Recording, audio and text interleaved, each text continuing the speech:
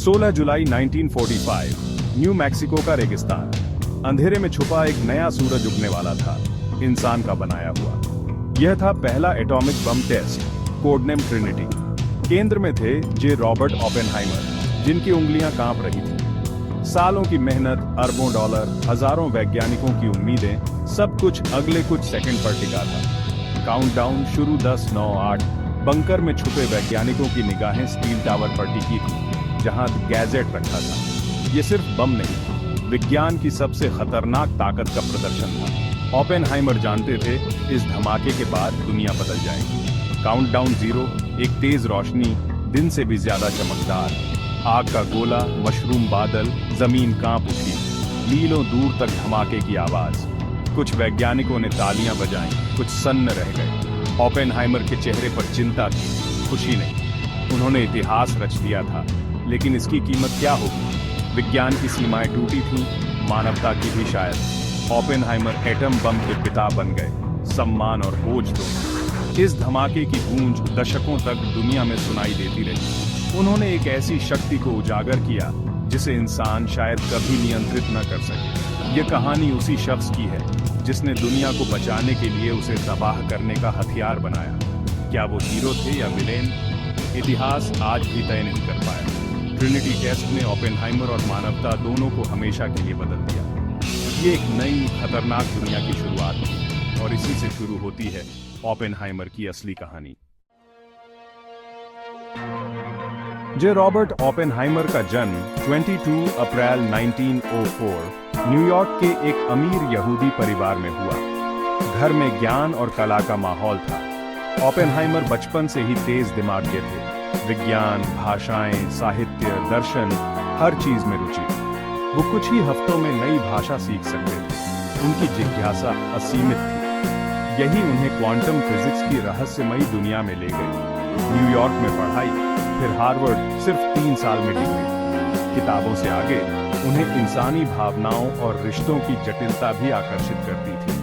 Harvard के बाद Europe, Cambridge, गॉटिंगन, दुनिया के बड़े वैज्ञानिकों के साथ काम। यहीं उन्होंने अपनी पहचान एक प्रतिभाशाली थ्योरेटिकल फिजिसिस्ट के रूप में बनाई। यूरोप में हिटलर के उदय और यहूदियों पर अत्याचार ने उन्हें झकझोर दिया। उन्हें एहसास हुआ, विज्ञान सिर्फ लैब तक सीमित नहीं, समाज और राजनीति पर भी असर डालता है। अमेरिका लौटकर बर्कले और कैलटेक में पढ़ाना शुरू किया। अमेरिका में थ्योरेटिकल फिजिक्स का बड़ा सेंटर बनाया, लेकिन दिमाग में हमेशा नाजी खतरे की चिंता बनी रही। अगर हिटलर ने पहले एटम बम बना लिया तो इसी डर ने ओपेनहाइमर को इतिहास के सबसे विवादास्पद किरदारों में बदल दिया। 1930 के दशक के अंत में यूरोप पर युद्ध के बादल मंडराने लगे। नाजी जर्मनी में वैज्ञानिकों ने यूरेनियम के एटम को तोड़कर भारी ऊर्जा पैदा करने का तरीका खोजा, न्यूक्लियर फिशन। इसका मतलब था एक ऐसा बम जो पहले के किसी भी बम से हजारों गुना शक्तिशाली। नाजी जर्मनी के पास वर्नर हाइजेनबर्ग जैसे वैज्ञानिक थे। यह खतरा असली था। अगर हिटलर के हाथ यह तकनीक लग गई तो मानवता का विनाश तय था। अमेरिका पहुंचे वैज्ञानिकों ने अल्बर्ट आइंस्टीन से राष्ट्रपति रूजवेल्ट को खत लिखवाया। आइंस्टीन ने चेतावनी दी, न्यूक्लियर बम की संभावना और नाजी खतरा। रूजवेल्ट ने रिसर्च कमेटी बनाई। शुरुआत धीमी रही। पर्ल हार्बर के बाद अमेरिका युद्ध में कूदा। काम तेज हुआ। अब लक्ष्य था हिटलर से पहले एटम बम बनाना। इस गुप्त मिशन को नाम मिला मैनहट्टन प्रोजेक्ट। इसके लिए चाहिए था एक ऐसा लीडर जो विज्ञान और मैनेजमेंट दोनों समझे। वो थे जे रॉबर्ट ओपेनहाइमर। मैनहट्टन प्रोजेक्ट इतिहास का सबसे बड़ा, सबसे गुप्त वैज्ञानिक मिशन। मकसद नाजी जर्मनी से पहले एटॉमिक बम बनाना। पूरे अमेरिका से वैज्ञानिक, इंजीनियर, तकनीशियन जुटाए गए। लीडर चुने गए ओपेनहाइमर, जिन पर कई लोगों को शक था। जनरल ग्रोव्स ने उनकी तेज बुद्धि और नेतृत्व क्षमता पहचानी। ओपेनहाइमर को साइंटिफिक डायरेक्टर बनाया गया। अब उनके कंधों पर था दुनिया के भविष्य का भार। गुप्त जगह चुनी गई, लॉस एलामोस, न्यू मैक्सिको। सुनसान पठार पर एक नया शहर बसा, नक्शे पर भी नहीं। यहाँ हजारों लोग, सब कुछ गोपनीय। ओपेनहाइमर ने वैज्ञानिकों को एकजुट किया, समस्याएं सुलझाईं, प्रेरित किया। उनका जुनून और ऊर्जा सबको आगे बढ़ाती थी। वो मैनहट्टन प्रोजेक्ट के दिल और दिमाग दोनों थे। एटॉमिक बम बनाना विज्ञान और इंजीनियरिंग की सबसे बड़ी चुनौती थी। दो मुख्य चीजें चाहिए थीं, सही मटेरियल और सही तरीका। यूरेनियम 235 और प्लूटोनियम दोनों का इस्तेमाल। यूरेनियम 235 को अलग करना मुश्किल, प्लूटोनियम रिएक्टर में बनाना पड़ा। बम के दो डिजाइन, गन टाइप यूरेनियम और implosion type plutonium. Gun type सीधा था, हिरोशिमा पर गिरा, लिटिल बॉय इसी पर आधारित। इम्प्लोजन टाइप जटिल था, प्लूटोनियम की गेंद को चारों तरफ से धमाका कर सुपर क्रिटिकल बनाना। इसी डिजाइन की सफलता के लिए ट्रिनिटी टेस्ट किया गया। ओपेनहाइमर और उनकी टीम ने इस जटिल पहेली को सुलझाया। विज्ञान की सीमाओं को छू लिया गया था। 16 जुलाई 1945 ट्रिनिटी टेस्ट का दिन। मौसम खराब, लेकिन सुबह 5:29 पर धमाका तय। बंकर में ओपेनहाइमर और टीम तनाव चरम पर। धमाका, अकल्पनीय रोशनी, हजार सूरज जैसे। आग का गोला, मशरूम बादल 40,000 फीट ऊंचा। गर्मी से टावर भाप, रेत शीशा बन गई। वैज्ञानिक सन जो बनाया, कल्पना से भी ज्यादा शक्तिशाली। ओपेनहाइमर खामोश, चेहरे पर उदासी। उन्हें भगवत गीता का श्लोक याद आया, अब मैं मृत्यु बन गया हूं, दुनिया का विनाशक। ट्रिनिटी टेस्ट सफल रहा। एटम बम अब हकीकत था।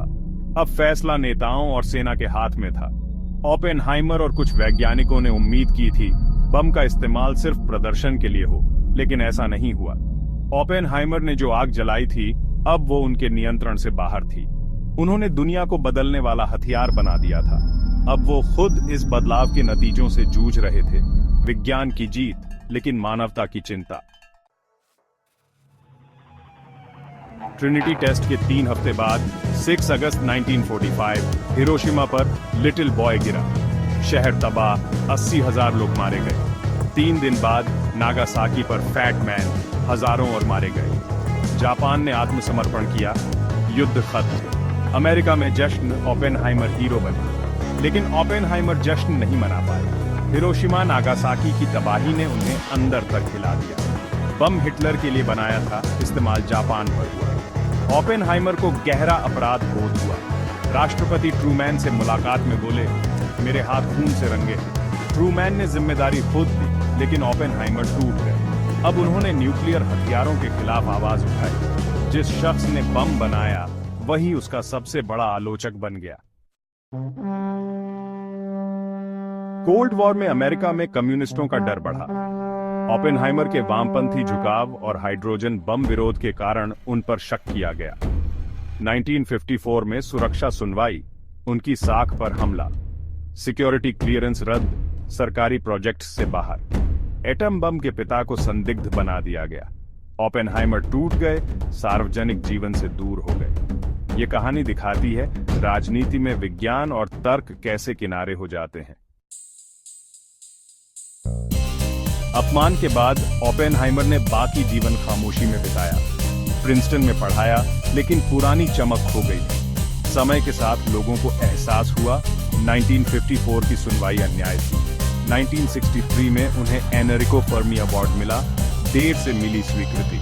1967 में गले के कैंसर से निधन। ओपेनहाइमर की विरासत जटिल है। महान वैज्ञानिक, महान लीडर, लेकिन विनाश के हथियार के निर्माता। क्या वो हीरो थे या विलेन? जवाब आसान नहीं। उनकी कहानी विज्ञान, शक्ति और मानवता के संतुलन की चेतावनी है। वैज्ञानिक खोजों के नैतिक परिणाम भी होते हैं। ओपेनहाइमर की कशमकश उन्हें इतिहास का अविस्मरणीय नायक बनाती है।